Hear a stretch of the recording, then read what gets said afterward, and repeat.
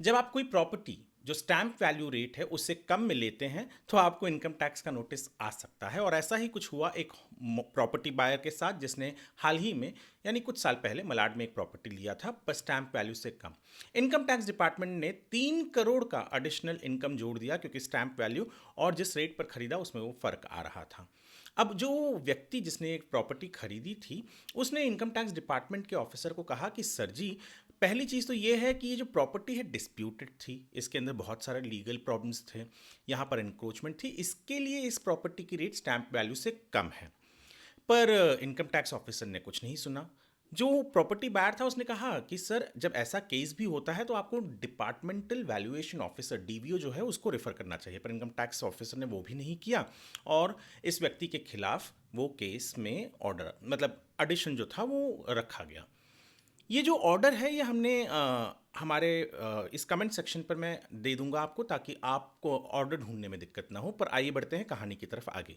तो हुआ ये कि फिर वो पहुंच गया अपील में, वहाँ पे भी उसको पहला जब वो चैलेंज किया तो वहाँ पर भी उसे कोई सफलता नहीं मिली। फाइनली वो आया इनकम टैक्स अपीलेट ट्रिब्यूनल में जहाँ पर 28 जनवरी को एक ऑर्डर आया। इनकम टैक्स अपीलेट ट्रिब्यूनल ने कहा कि भैया, जो डिस्प्यूटेड प्रॉपर्टी है उस चीज़ के बारे में जो डीड है, एग्रीमेंट है, उसमें क्लियरली लिखा हुआ है। और दूसरी चीज़ कि जब इस तरीके के असमंजस होते हैं कि जो प्रॉपर्टी जिस रेट में खरीदा और स्टैम्प वैल्यू फ़र्क है, तो डीवीओ के पास ये रेफर करना ज़रूरी है, जो इनकम टैक्स ऑफिसर ने नहीं किया था। और ज़रूरी नहीं है कि हर वो प्रॉपर्टी, मतलब जैसे यहाँ डिस्प्यूट है, लीगल एंक्रोचमेंट थे, लीगल इश्यूज थे, तो उसकी वजह से प्रॉपर्टी के रेट कम इस तरीके से ही माना जा रहा था। तो अब इनकम टैक्स अपीलेट ट्रिब्यूनल ने इस केस को वापस से रेफर कर दिया है नीचे। कहा है कि इनकम टैक्स ऑफिसर प्रॉपर सुनवाई करे, डीवीओ के पास भेजे, और एक तरीके से उस प्रॉपर्टी ओनर के लिए भी एक तरीके का रिलीफ है।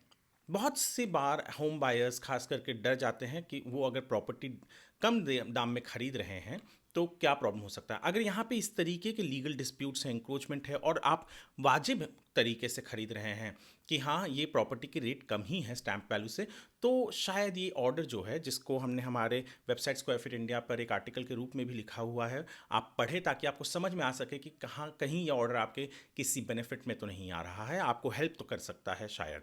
ये वीडियो आप लाइक और शेयर भी करें ताकि लोगों तक पहुँचे जिनके पास इस तरीके की दुविधाएं होती हैं और जो डरते हैं। ये वीडियो देखने के लिए आपका धन्यवाद।